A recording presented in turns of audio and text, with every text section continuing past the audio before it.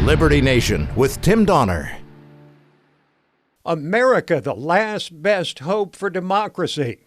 That's the title of a compelling article on LibertyNation.com this week by managing editor and international correspondent Mark Angelides, following close on the heels of another piece he wrote entitled Riots and Executions, Who's Really to Blame? So with President Trump unleashing a full-on verbal assault on the Democrats for allowing riots and destruction to continue almost unabated, and Joe Biden now finally speaking out after he and his party let the riots continue for months and said nothing about it at their own convention, but now blaming Trump for the insurrection. It's time for some perspective, including a view of how the world is perceiving this seeming meltdown in a nation that's always been counted on as a sea of stability in an unstable world. And so we turn to our man on the ground in England, Mark Angelides. Welcome back, Mark. Hi, Tim. Thanks for having me. Well, it's a pleasure as always. So, among other things, you're one of LibertyNation.com's polling mavens.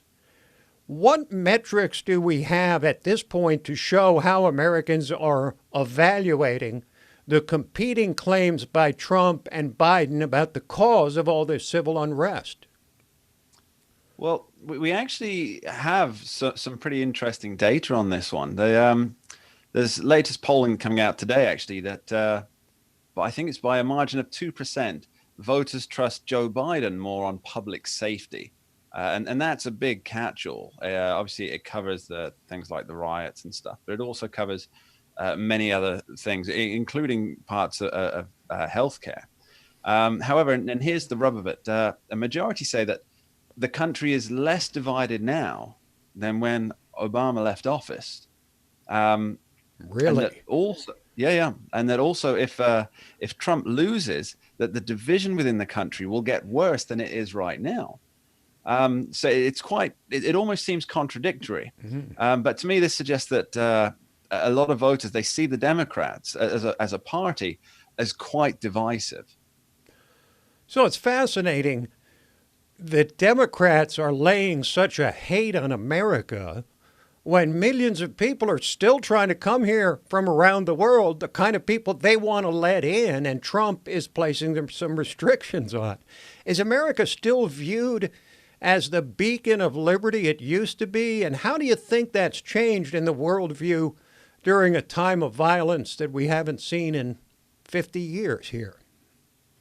Well, I think, Tim, the answer is yes. It's still viewed as a beacon of liberty. And in fact, one of the last ones. I mean, you have to take the international perspective on things. And I think that's something that, those of us who work in the US media, we don't really pay a lot of attention to. I mean, if you think things are bad in America, you really got to look to the rest of the world. For example, if you look at New Zealand, the rights are really being trampled there. It's almost like the perfect ideal of a leftist bastion with the COVID things, for example, is you can be taken from your home forcibly and put into, they call it containment facilities, or internment camps, as I like to call them. And the Prime Minister, Jacinda Ardern, she was doing a live stream chat where she was answering questions. And she said that, well, a question I've been asked is, what happens if people refuse the tests? And she says, well, you can't. So what will happen is, if you refuse to take the test, we'll keep you there for another 2 weeks. This is indefinite imprisonment against your will. And that's happening in what's regarded as one of the bright lights of the left in the globalist world. And of course, Australia. Just yesterday, there was a mother of two, well, she was pregnant, so soon to be 3, who was arrested in her home. And her husband recorded all this. Arrested in her home, and all of the electronic devices within her home seized. And her crime was she shared a post about an anti-lockdown protest. Now, that post was very specific, that we must observe social distancing, wear a face mask if possible. But she was arrested in front of her children, and all of her electronic devices seized in Australia. The freedoms that we thought were universal among, let's say, the Anglophile countries, they're not there anymore. it's really, tyranny is rampant all over the world. So I think for everybody in the entire world looking at America, it really is the last shining hope of a return to freedoms. Let's talk about some more recent events, specific events. You write about Trump saying dark, unseen forces are behind this insurrection. When he talked about a plane loaded with thugs wearing dark uniforms, black uniforms, headed somewhere to foment violence. Is there anything to date backing up the president's claim? Well, yeah, sure. There's, I mean, we look at the arrest stats for all these cities and states that are having problems, and a large proportion of these people are out of staters. So they're clearly traveling into the state. People are moving around. Black Lives Matter has received, I believe it's estimated around $1 billion since 2016. And a lot of that is from some very big, very well-known foundations, ones that would be instantly recognizable to our listeners. And they have these huge, shiny black buses to travel around in. Now, somebody's paying for that. But I think the biggest tell is that you have politicians and media who refuse to name and condemn the violence from these groups. It's almost like they're afraid to. Jerry Nadler even called Antifa violence. He called it a myth. And you know these people are violent. They've got their uniforms. They've got their shields with Antifa logos on, and they're hitting people and they're beating people.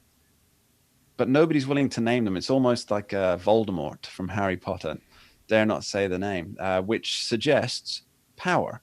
It suggests support from places on high. So, yes, I would say that Donald Trump is exactly right. These, obviously, not everybody's involved in the higher up stuff, but there's certainly a lot of power and influence supporting these groups. Now, are Democrats who've refused to acknowledge the violence, or hardly so, are going to be forced to finally admit the existence of Antifa and condemn them and all, or mostly white domestic terrorist organization at their root, and distance themselves from Black Lives Matter now that public support for BLM is starting to crater? Well, they haven't so far. I'd say that's the most telling indicator. You had a CNN interview with, I believe it was Don Lemon and Chris Cuomo, and they were discussing among themselves how this is starting to show in the polls. Obviously, these are not polls that you and I are privy to, apparently, but the BLM and Antifa issue is starting to show in polls. Clearly, they're doing some internal polling, and that now Biden needs to start addressing this.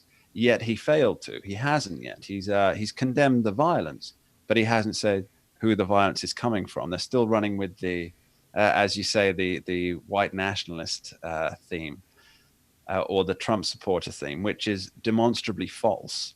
I mean, if you look at the media coverage, for example, of the Kyle Rittenhouse event there in Kenosha, how many news outlets have shown the video footage? It's there. We can all watch it on social media.